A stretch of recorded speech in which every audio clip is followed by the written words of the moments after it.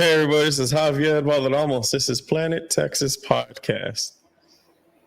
I got a good friend here. He decided to come on my show. His name is Roosevelt Andrew. You may know him from the WWE. You may know him from PWF. He has several championships. He's part of the SOAR Championship, UPW Heavyweight Championship, PWF Undisputed Championship. He has titles I don't even know about.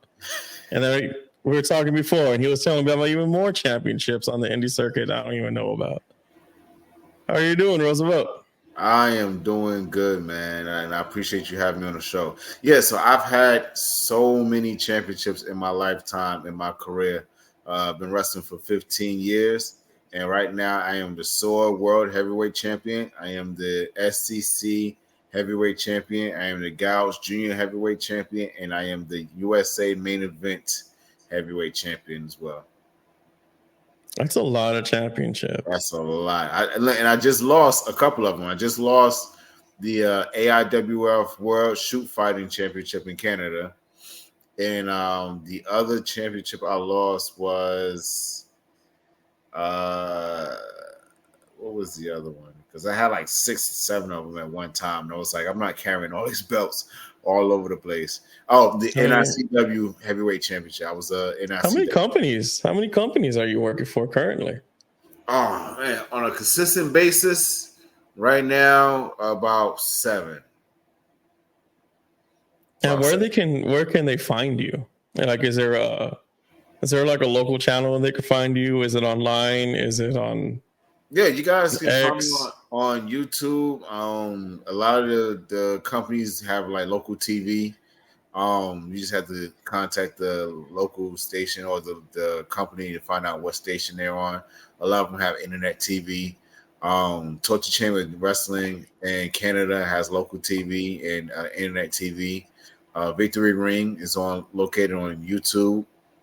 SOAR Heavyweight Championship is with OIWA. So they have a Roku. It's the OIWA on Roku. And then I have Fight Back Wrestling in Germany. I am on their local station on Magenta station. And yeah, man, it's a bunch of different stuff that I got going on. Yeah, because I wanted to spend a moment to talk about all the other stuff that you're doing, because I know everybody knows that you're in pro wrestling, and everybody knows about you like spending a little minute in WWE, as well as ROH and a couple other places. But a lot of people don't know that you are a personal trainer. Yes. I've been doing personal training for years and years and years. And I finally said, you know what, let me get my certification. So I actually got my certification this past year. Actually, last year. I got it last year. And I worked for O2 Fitness until we did not meet each other's expectations or our needs. And I finally have my own gym located right here in Raleigh, North Carolina, where I help people with their personal fitness, their professional fitness, athletes, do all kinds of different things. And I do virtual workouts as well. So you don't have to be right here in Raleigh, North Carolina. You can reach out to me and I would do a virtual session with you on Zoom or Facebook Messenger or FaceTime or whatever, however way you can get it. I will, make a time for you. And of course it's going to cost, but you will meet your needs. You will meet your goals. And then you're also the owner, manager, CEO. Yes. Is that also correct? Yes, absolutely. So my company is Roosevelt Conyers LLC. The gym that I work for, I actually rent from another guy. He actually found me on Instagram, and it's called Active Athletics. But my company is up under myself. So it's Roosevelt Conyers LLC, which I do a bunch of different things. I do the personal training. I do the professional training. I do wrestling training. I do boxing training. I do tutoring. I do all kinds of different things, man. Was there anything else that I missed, or was that pretty much? No, that was pretty much it. Yeah, that was pretty much it. That's actually a lot. You're actually doing quite a bit. You're doing pro wrestling. You're a personal trainer, and you're an actual owner, manager, and CEO of your own company. Yes, and I'm also a teacher now. I just started a teaching job in a school locally here. I work as an instructional assistant to kids with autism. So I'm a teacher inside the school system. I am also I do barbering, so I do cut hair every now and then. I'm also an actor and model. I've been on magazines all over the world. I've been on movies. I have a movie right now on Tubi called Brothers Turmoil. I have a TV show on Tubi called Shift Differential. I'm part of a stunt team where we do fan made movies. We have a movie on YouTube called Nightwing Rebirth. We're in pre production, we're in choreography training for Birds of Prey, where I play Bronze Tiger. I have Like the another DC movie. comic, Birds of Yes, Prey. yes, Okay. absolutely. Birds of Prey, DC comic. Working on another movie, and I'm getting ready to go into the writing stage of two cartoons that I'm going to put together myself. That's quite a bit. So you're adding on Yes, yes, I've been acting and producing. acting for 20 years, modeling for 20 years. I've done runway. I've done local TV shows. I've done extra work. I was an extra for Piranha 3DD with David Hasselhoff. I've been in Sleepy Hollow. I've been on One Tree Hill. I've been doing it all, man. I don't sit still for nothing. This is the most you're going to see me sit still right now. Yeah, because like I don't want to be like everybody else, where they just like go straight to the wrestling. Like you have a life, and people don't talk Yes, about your life. a life And and full legacy. yeah. Now I wanted to make it a point to let everybody know that you do more than just professional wrestling. Yes, yes, absolutely. So I wanted to start talking about your professional wrestling career, if you don't mind. Okay. So what pursued you to get into wrestling? I originally started off as a boxer. I was in New York and I was working for a modeling acting agency called Kaplan Talent under the Felton Group. And one of the managers there, she was a professional wrestler and a manager for actors and models. Her name was Lady Lee. She came to me and she asked me if I wanted to get into boxing because she knew I was already training. She helped me find a promoter and a trainer. I did a Golden Gloves boxing tournament. I've only won one. I've only had one. I didn't win by decision. They gave it to the other guy by a point. And then found out that boxing is not as prominent as it would seem. Like you don't have a boxing match every month. You may have one, two or three, four, maybe five times at the most a year. And I was starting to get bored. I got bored because when I was training, I was in the ring with guys that was close to 300 pounds, and I was knocking them over and running them through. And I was getting bored. And so she asked me, did I want to give wrestling a try? And so she took me to the school, Ace Pro Wrestling in Union City, New Jersey, where Jay Lethal got his start at. I started training out there. Had a couple of matches out there in New Jersey with TMPW until I moved back to North Carolina. Then I started working with Gouge Professional Wrestling. Then I started working with ICW and a whole bunch of different ones. And then I met these guys called the Gorilla Squad who introduced me to CW Anderson, an ECW original. And then he started training me and we started working together. And I've been doing it for about 15 years now. So in the 15 years, do you have any memorable moments you would like to share with everybody? Absolutely. And it's crazy, but it's not. Because I've been in the ring with I've been in the ring for WWE. I've been on the ring with AEW. I've been in the ring with Billy Gunn. I've been in the ring with Ricky Morton, all these different guys. And the most memorable moments have to be any moment I've had with my son. I grew up without a father, and so to have these moments with my son and just take him on the road with me every now and then, and he walked with me to the ring as my manager, or he gets involved in a match, and just watching him grow and understand the business, like sit back and watch and listen, and actually come to me and say, "Hey, Daddy, won't you try this?" Or help me call my matches and stuff like that is amazing. And then watch him know what his spot is and be on cue and be on point for his spots. So my most memorable moments has always been anything I've done with my son. How old is your son, if you don't mind me asking? My son right now is 9. He is my youngest child of 3. I have a 14-year-old and an 18-year-old that's in college right now. But he has been training and doing a lot of things since he was 3. So he actually started at the age of 3. And so he's basically like a little you. Yes, and he's been amazing. Like he has his own wrestling gear, and a lot of the guys, even like EC3 and Braun Strowman, when we were working with Control Your Narrative, said that he had the best gear out of all the guys, like grown men. He had better gear than grown men. So I've actually put him in a good position to where if he decides he wants to really do this full turn in real life, that once he gets old enough to get signed, he'd probably get signed immediately. It won't take him long. Well, I mean, he's already having a heads up. Like he could probably end up with like Paige and a couple of others where they talk about stories when they're wrestling when they were like 11 or 16 or where it was. Like Kobe Carino. Kobe Carino is one of those guys who started wrestling when he was like 4 or 5. Like he would travel with his dad Steve. So my son Rome, he's pretty much the same thing. Like he started then and he loves it. Like I don't think there's ever a moment where we're talking on the phone and he doesn't mention a wrestling match or a wrestling show or something. Well, it's good. You got him on the right path too. Yeah, absolutely. And a lot of it is he took it on upon himself. Like I didn't want to teach him anything as far as like the training and doing stuff in the ring, because if my thing is two things.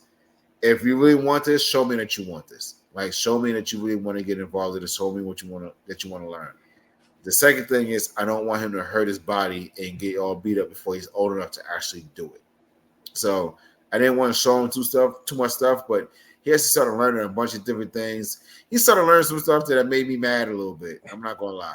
Like he knows how to do that's advanced training, sir. Advanced training. Like he knows how to do a shooting star press. He knows how to do a moonsault, and I was looking at him like, I can't do that, and I don't like that. I'm going to have to figure out how to do that because you're not going to outshine me. Well, they're kids. Like you'll be amazed what kids can like. Have you seen like little kids flip themselves backwards and turn themselves into pretzels, and they're just like, it's the level of not having any fear, and I don't have any fear, but I know I'm not doing that. That's stupid. Well, I don't have any fears at all. Able to do it? I don't have any fears, but I'm not going to just throw my body backwards and hope that I'm going to land on my foot. Like that's stupid. Yeah, there's like physically you're able to do it, but you're just like, man, if I do that, am I going to hurt tomorrow? Exactly. Exactly. Like I gotta watch how I jump in the air sometimes, just to make sure I don't pull a muscle going up. Yeah, like they don't know old people problems. Let me tell you. Yeah, right. Like he's only 9. His body's still developing. I'm 42. My body is developed. It's like my body bends this way and only this way. Exactly. My body is a Polaroid right now. It's overly developed right now. Uh-huh. So how do you mentally and physically prepare yourself for big matches? Like I recently, when I was talking to you earlier today, I was looking at some of your matches, and you had recently you had a match with Austin Aries? Is that what it was? Watching? Yes, absolutely. Like, what are some of the people that you have to mentally and physically get ready for that would be considered big matches? Honestly, I'm gonna be real with you. I don't feel like I actually had to physically or mentally get prepared for anybody, because I have this mentality to always just stay ready. So like my trainings are extreme. Like I don't have anybody that wants to train with me when I do my own trainings. Like there isn't a guy on this planet that I think would actually go through a full training session if they decided to do with the things that I do. Like I push myself to the far extreme, because my thing is I don't ever want to blow up in the ring, and I never have. And I don't want to be in a situation where someone thinks that they can blow me up or tire me out. Like I've never had that happen, and I like having that accolade on my resume, because a lot of guys come to me and say, "Man, You don't get tired, do you? Like, no. The more energy I use, the more I get. So I don't think I've ever had to mentally or physically prepare for anybody. It's more so just getting there and just doing what I got to do, and just showing improvement. I've been in the ring with Billy Gunn and walked up to him and said, "Hey, boss, it's you and I tonight. Um, it's a baby match. What would you like to do? I'm following you." And he looked at me and said, "No, you put the match together. I'll be back." And he walked away. And I was like, "Okay, well, I guess this is where we at." So I put the match together. Told him what we were doing. We went out there and did exactly what I said, and it went perfect. Like he couldn't give me any type of critiques or any type of complaints or anything bad. Like he loved everything that we did. Everything made sense. Everything was in the right place, and he didn't have to bump a lot. He really came in and he said, "I don't feel like bumping a lot, if you don't mind." I said, "Don't even worry about it. Like you can bump two times. I'll get you bumped twice the entire match," and it made it make sense. Austin Aries, I've been around him for a little bit. I've met him with Control Your Narrative, and I was ready. Like I just knew what I was getting myself into. I had already changed my mindset by then, in terms of how I approach my matches in the ring. I used to be the guy that said, "You know what, I'm gonna get in there and I'm gonna out wrestle a guy." Now I've got to a point where I'm saying I'm just gonna out fight him. Like I'm just gonna get in and I'm gonna fight. Like if he can survive, he can survive. If he doesn't, then oh well, not my fault, not my problem. For 15 years, I wrestled as Victor Andrews, Mr. Everything, and then earlier this year, I decided to become just my name, just Roosevelt. I just go as my real name and just be this guy that just likes to fight. And that's one of my monikers now. Is that my name is Roosevelt, and I like to fight. And I get in the ring and I wrestle these guys in a suit, like a regular suit. Like it's not gimmicked. It's not no costume. It's not no wrestling gear. It is a suit I have in my closet. It's a 3-piece suit, and I have several of them. I get in the ring, and my motto is: when you see me walk to the ring in a suit, just know I'm standing on business. But the moment my shirt come off, business is about to get handled. And when the fans see it, they're like, "Okay, this is interesting. This guy's getting in the ring. He got us on the suit." But the minute I take my shirt off, they're like, "Okay, this is dangerous because this guy just took his shirt off." And now we can tell that business is about to pick up and he's about to get real serious with it. I've been in the ring with Austin Aries. I've been in the ring with Ricky Morton. I've enjoyed that. CWNSN, Steve Carino, Mr. Hughes, Bobby Lashley, Veer Mahan. Gosh, I don't want to leave anybody out, but I don't think I've ever had to mentally or physically get myself ready because I just made sure that I always stayed ready for any situation at all. So you mentioned Bobby Lashley, and I'm pretty sure I'm going to be one of the million times where they ask you. So I want to be the 1,000,001. So, okay. What the hell happened with that? For the viewers that may not know, it's the Lashley sisters. So Sami Zayn and Bobby Lashley had this feud going on, and the week before, we did the whole Lashley sister thing. Bobby Lashley went on air on Monday Night Raw and talked about his growing up and the 3 sisters that he had and everything else. So Sami Zayn decided to invite his 3 sisters to Monday Night Raw to tell our story about how it really was growing up with Bobby Lashley. And it was like a ruse or a trap to kind of lure him out. And then, Sami Zayn and me and the other 2 guys would jump him and beat him up. Didn't work out too well for us. Bobby Lashley is a big guy. He threw all of us around like we was nothing. It was an interesting moment, but a moment nonetheless. Because I was on TV for 6 to 10 minutes, and had the opportunity to talk on a mic, had the opportunity to be in the ring and beat up on Bobby Lashley, take his big spine buster. Man, it's one of the most memorable moments in WWE history. So I'm very proud of it. Like one of the things, and I just saw, like, I would sometimes Google Bobby Lashley's sisters just to see what kind of stuff may have been out there before. And one of the news outlets said, if you watch the Lashley sister segment, you would see nothing more than just a bunch of boob handling. And and I did that on purpose because there's three of us. There's three guys dressed as women, and you got to figure out a way to stand out. So the entire time every time I knew that the camera was on me, I would do this, kind of like I'm pushing my breast and fixing my bra. And when I got to the backstage, Cedric Alexander, who's a really good friend of mine, came to me. He said, "Hey man, did you really have to play with your breasts the entire time you were out there?" And I said, out of everybody that was standing out there, is that what you remember the most? He said, "Yeah." I said, "Then I did my job. I did my job. And I stood out, and I made you remember, out of everything, three men dressed as women. One of them is Max Caster of AEW.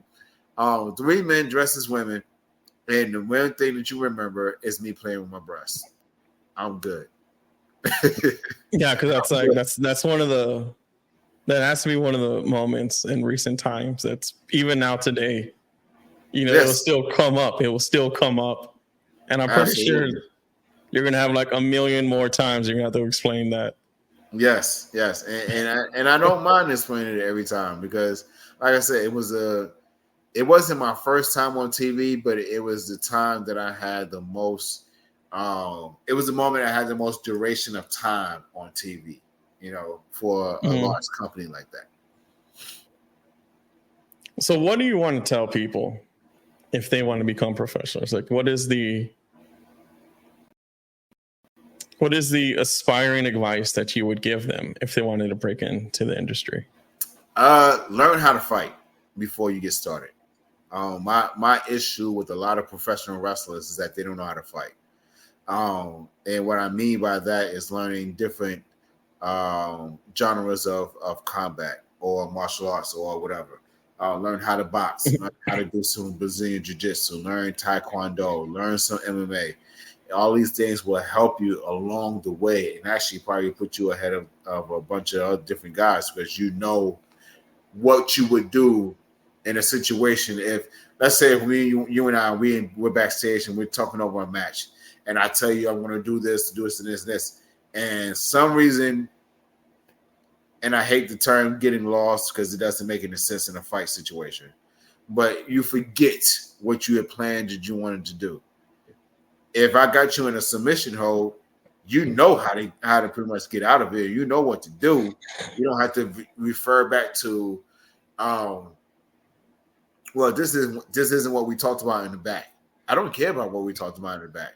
As long as it makes sense, as long as you're not hurting me, you're not hurting yourself, and the fans are invested in it, then do it. Go for it. So a lot of guys, they don't know how to. You're talking about improvising just for a moment. Is that what you're trying to talk about? Exactly. Absolutely. They don't know how to say, you know what, I know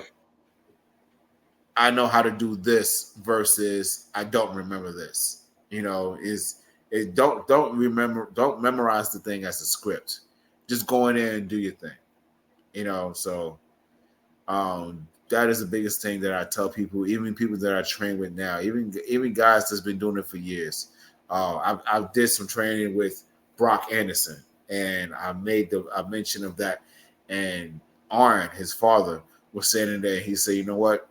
That makes a lot of sense, and that's something that I really didn't think about. Like, I'm learning something today." So I always tell people, learn how to fight, and then it'll help you in your career for a very long, long time.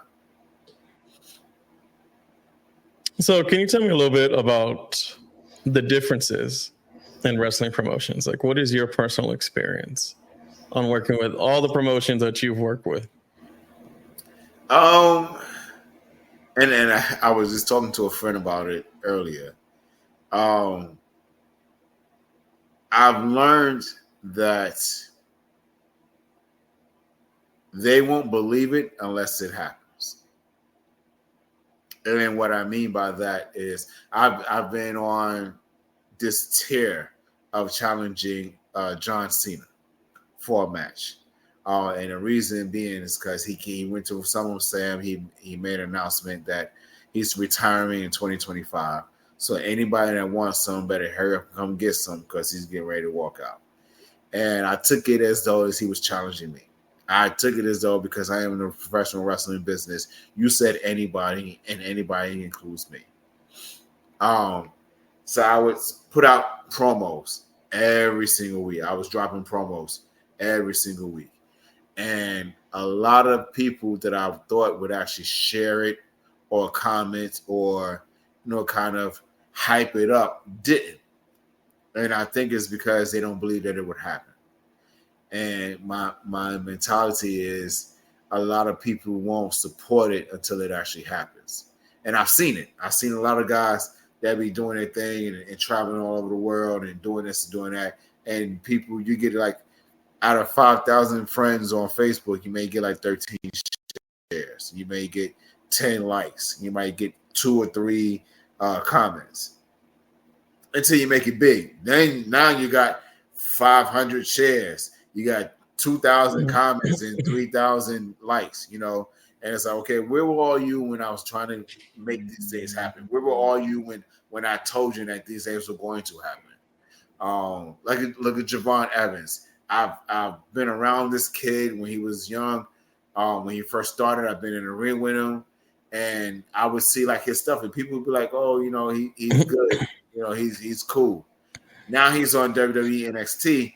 Now everybody's like, "Oh man, he's the greatest," and I always knew that he would make like you didn't, because if you did, you would have gotten behind this kid, and it probably would have happened for him a little bit earlier. And I'm a big advocate to where it's in God's time, right? But sometimes things move a little bit faster when you have people that actually get behind you. So a lot of people won't get behind you until it actually happens. Yeah, I kind of see that since I've been doing social media for the last 2.5 years. I remember I had people laughing at me when I was like, well, I think about doing my own podcast. And once you get the ball rolling, I realized that once you get some traction going, you really don't want to give up any of it. You just want to keep going and going. Right. And then my thing is a quote that I have that I just came up with is, don't treat people in a negative way that they treat you. Just remove yourself so you don't have to treat them at all. Yeah. And they always say treat people how they treat you. Well, if I treat you negatively the way that you treated me, I'm not getting nothing out of it. I'm actually putting more energy into something that doesn't need energy at all.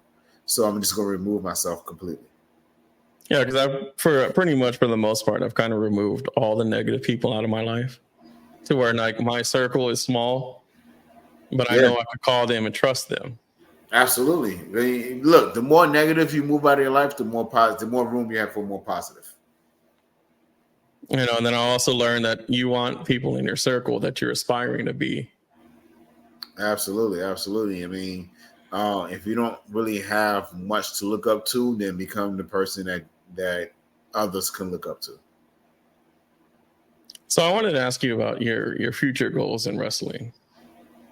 So right now I'm working on trying to put together a company of my own. On the podcast that I'm co-host of, the Best Damn Wrestling Podcast, we just held a tournament it's called a Hyperdrive tournament, and it's very different. The rules are different. And we've had a lot of good feedback from it. A lot of things we could make better and different. It's our first little thing, and we're looking to run a full company as well as putting together our own performance center, something that's the equivalent of what WWE has right here in Raleigh, North Carolina. So my goal right now is to get that going and get to a point where wrestling will be my only income that I need, and everything else is just something that I just feel like doing. So there's a lot of guys out there that come to me about training or come to me and say, hey, man, would you watch a match for me and give me critiques? And I want to be able to put myself in a perfect position where I have time to be able to do that. If someone comes to North Carolina and say, hey, I want to go train, I want them to choose my facility. I want them to come to my facility whether they have an injury. I want them to come to my facility whether they get ready to go overseas. If they get ready to have a big opportunity with WWE, I want WWE to recognize it. They just had this new thing that they just introduced, the WWE ID. So I want Yeah, I was watching that actually. I'm pretty yeah, interested in seeing more about that. yeah, and it's amazing thing. It's a really good thing for independent wrestling altogether, for wrestling altogether as a whole. So I want to get to a point where WWE says, we recognize that facility as a training facility, and not only are we going to take look at any talent that may be training there or getting their start, but we're also going to send talent from our spot, from our performance center to there whenever we're in the town, or if we got somebody that we were interested in, or with somebody we're working with and he's just not getting it on our platform, we'll send him over there and let him learn some things with you and tighten them up, and then we'll make the decision whether or not they really have what we need or what we're looking for. I was actually on one of the other guys' shows, and we're talking about the WWID, and I was telling them that you shouldn't be too surprised if they make a WWE championship, like an Indies championship, and it will go around to those individual companies. And that's pretty much where it's getting to. Like, if you think about it, they bought Evolve. Which they're going to launch Evolve, is what I'm reading right about. They're going to launch it. I think it's going to be a Netflix exclusive. Exactly. So, or it might be the ECW. One of those names, right, is going to be like a Netflix exclusive. Exactly, and that's going to open up a lot of doors for a lot of guys that are out here grinding every week. So yeah, I'm excited to see what happens. So I want to talk about yourself now. We talked about wrestling. We talked about your business, but I want to talk a little bit about yourself. Okay. If you can give us a little bit about your background and upbringing. So I grew up single parent home, pretty much. Well, I grew up with my mother. I had a stepfather, but I was more closer to my mother. My stepfather, he was cool. He did whatever he needed to do. But I was very close to my mother. I didn't meet my father. I knew him when the last time I saw him was about I was 7, and I didn't meet him again until I was in my 20s.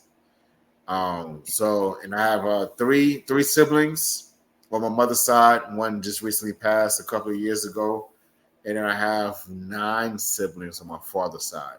But I'm the only child between my mother and my father.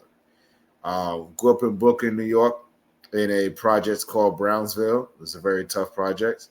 One of the biggest things that we had to look forward to from living in Brownsville is the only way that you were guaranteed to be able to take care of your family is if you were a drug dealer or a sanitation worker.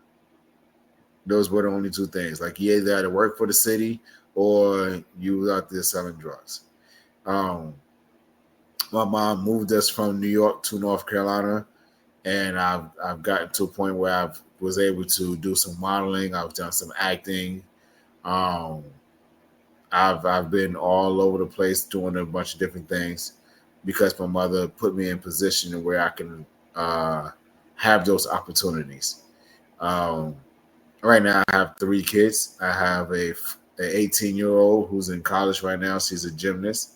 I have a 14-year-old who loves to play soccer, and I have a 9-year-old son who loves professional wrestling. Like, he's my manager. He's been doing it since he was 3. We travel all over the U.S. He's been to Florida. He's been to West Virginia, and he has his own wrestling gear. He has his own music. Like, the kid is amazing. And he's been in magazines with me. He's done interviews with me. Yeah, man. I mean, I'm out here just doing everything that I can. I've been in some couple of movies. I have a movie. I think I mentioned it earlier. I have a movie on Tubi. I have a TV show on Tubi. So I'm out here just doing things, man. I'm blessed. I'm blessed. I couldn't imagine any of this happening as a kid from Brownsville, whose narrative was, what I said before, either go sell drugs or go work for the city. See, But that's funny that you said Brownsville, because here in yeah, Texas we have a Brownsville in South Texas. yes, I've heard of it. But at the end of the day, everybody that I've grown up with, well, mostly everybody that I've grown up with has um, also changed the narrative in Brownsville. Like it's not just about either becoming a drug dealer or a sanitation worker. Like they've made opportunities where there were no opportunities. They've become music producers. They've become movie producers. They've become directors, writers. They've become worldwide boxers. They're out there doing things to make the community, to make the projects. Um, they've changed the narrative completely, and I'm very proud of every individual that I've grown up with that is still here today, or that's not incarcerated, that's out there making sure that the kids that are growing up now don't have to go through what we went through. So I wanted to talk about how professional wrestling and your personal life, like how exactly do you balance that? When I'm home, I'm home. When I'm on the road, I'm on the road. That's my rule. Whenever I come home, I schedule bookings. I'll take a couple of hours of a day, but the rest of the time that I'm home, I'll make sure that I'm doing everything I need to do for my lady, for my kids, for my mom and my siblings, um, because I'm always on the road. I'm always gone. I'm always doing something. Like this coming Thanksgiving, I will be in Italy, so you know I'm going to have to make a visit down to see my mother before I go because I'm not going to be there for Thanksgiving. So I always try to make sure I make time for my family, um, friends, and just make sure that I'm here when I'm here because I'm always gone. Wrestling is the equivalent of the military. Once you get deployed, you're gone for X amount of time. So, and ours is more spread out weekly. Where on a deployment with the military, you go on one long term, and then you come home, and hopefully you don't have to go anywhere else. Wrestling, you're going every week if you're good. If you're being in demand, you're going every week. And I'm a military veteran, so I know the both of them. I know the situation with both of them. So um, yeah, man, I just make sure that I make time where there is no time. Like there's 24 hours in a day, I create 27 just to make sure that everybody has enough time to see me, spend time with me, and do everything that I need to do as a boyfriend, a father, and a son. So you mentioned that you were a veteran. That actually makes it even better for me. Yeah, I was in the Army for 2 years. I got medically discharged. I had some stress fractures in my leg, and I had some ulcers going on.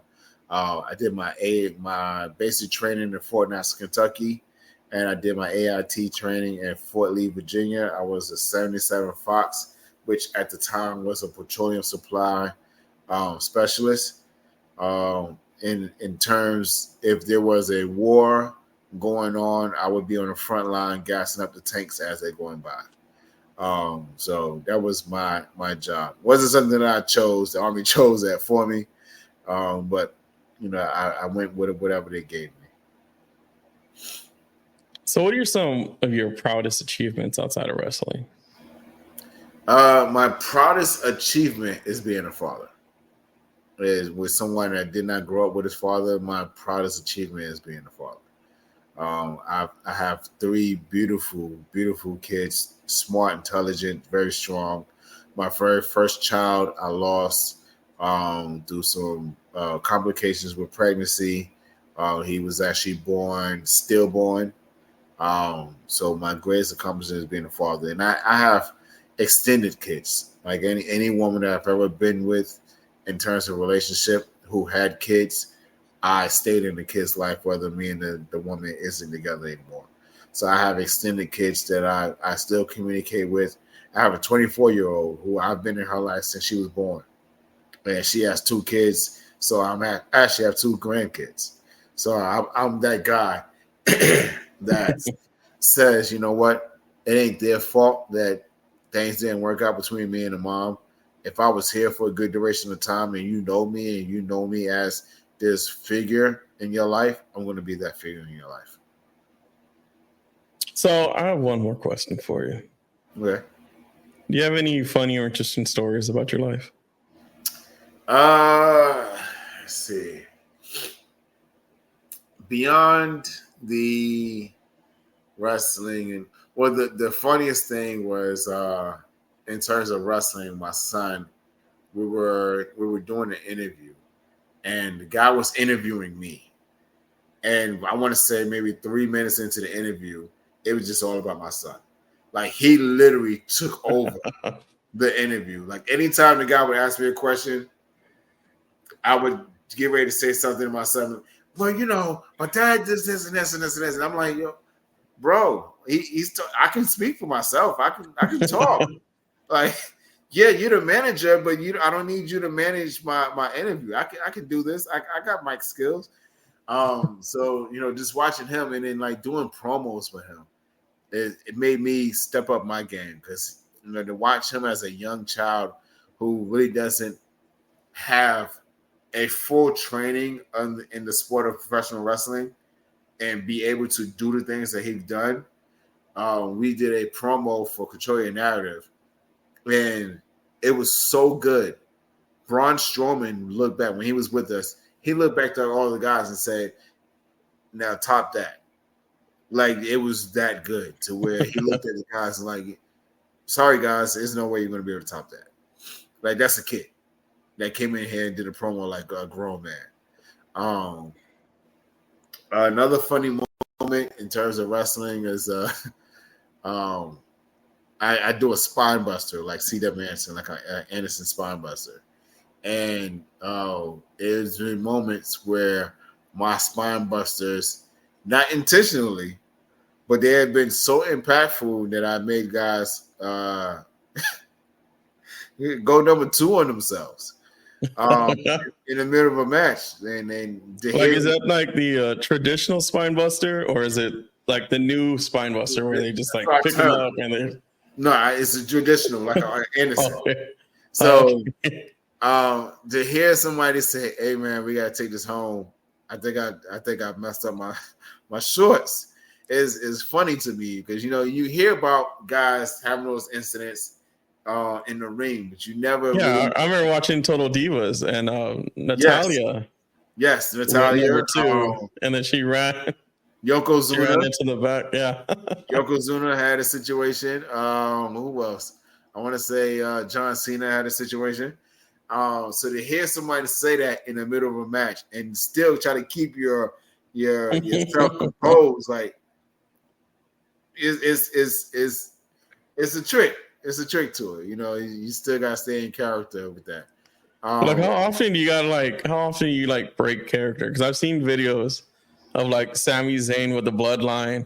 Yeah. And he just like, I've seen I remember in the Attitude Era, everybody's trying to make the Undertaker break character. Mm-hmm. Like, how often are y'all trying to pull a fast one on each other to? Oh man, if I'm really feeling you and I'm really rocking with you and we really cool with that, I would try it every time.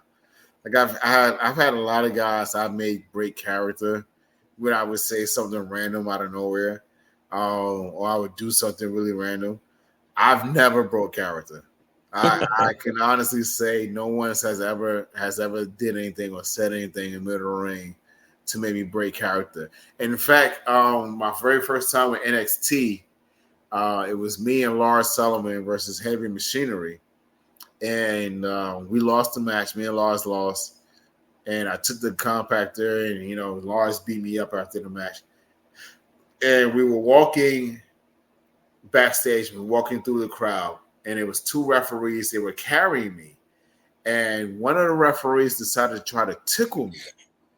Like, I felt somebody's like fingers like all of my ribs. And I was like, what is happening right now?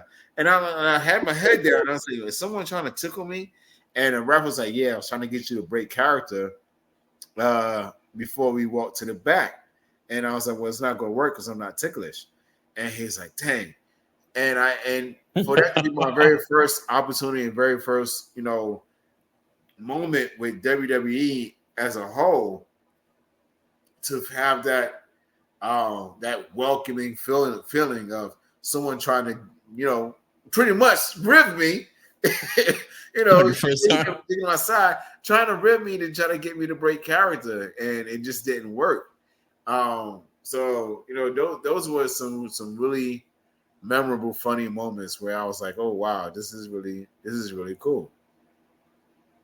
So were you actually at Full Sail when you were taking the classes and everything? Did they make you go to school? No, I didn't take any classes or anything. I was not full term with WWE. I actually got that opportunity through Steve Corino. Steve Corino was the owner of PWF while I was there, and when he got signed to WWE, I was the very first person that came to mind in terms of when they said, hey, who do you have that can come out here and work a match? And I was the very first person that he thought of. And I went out there and pretty much killed it. Like, I did so good that I thought I did bad. Like, because I got out there and I met the guys. We went out there, we did the match. We get outside backstage, and Matt Bloom was out there. Heavy Machinery was still out there. Lars was out there, and Triple H was out there, and Steve Corino was out there. And I get out there, and Triple H looked at me. He shook my hand, and he walked away. Matt Bloom looked at me. He said, "You did great, kid," and he walked away. And I immediately thought that I just screwed up completely because I was watching them give the Heavy Machinery and Lars feedback on what they could have did different, what they could have did better, and everything else. But when I got out there, they had like 2 words to say to me and then walked away. And I was like, I screwed up. And I contacted Steve and I said, Steve, what did I do wrong? He said, you didn't do anything wrong. You were amazing. You were awesome. I said, yeah, but they didn't give me any feedback. Like, they didn't critique me about anything. He said, there was nothing to critique. You did so good, they had nothing to tell you. I said to Steve, ain't no way. There's no way possible that I was that good. Because if I were, where's the piece of paper? Where's the pen? Let me go ahead and sign that contract. Like, where's that? Where's that at? So I thought for a while that I screwed up, but next time I saw Triple H, he said, you did amazing. And then again, I was looking at him like, okay, so do I have my people call your people? How does it work? Like, no, okay. Where they just wasn't wasn't there. Yeah, it just wasn't in the cards at the time. So my mentality is everything is possible. If it doesn't work out for me in terms of getting signed somewhere, my son is in position to get signed somewhere. Yeah, and because I didn't want to leave nothing negative, so I just wanted to thank you for coming on the show. Absolutely, I appreciate you having me on. So everything that you send me, we're gonna have on the descriptions and links and everything. So whatever it is that you want on there, we'll have it on there, no problem. Okay, yeah, I'll send you my Instagram, I'll send you my TikTok, all that stuff. All right then. Thank you. All right, thank you.